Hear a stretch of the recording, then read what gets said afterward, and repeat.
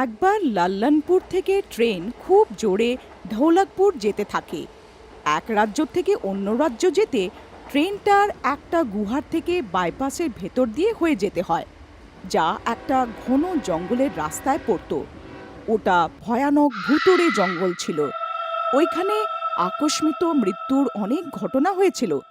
তারপর একদিন ট্রেন ওই গুহার কাছে পৌঁছেছিল। হঠাৎ ট্রেনের ড্রাইভারের মনে হলো যে কেউ চলন্ত ট্রেনের সামনে ভূত এসেছিল, কিন্তু দেখা গেল না।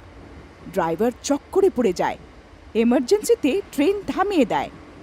ড্রাইভার ট্রেনে নেমে নিজে দেখতে যায় কী ঘটনা ছিল। আমি দেখলাম এরম একটা কালো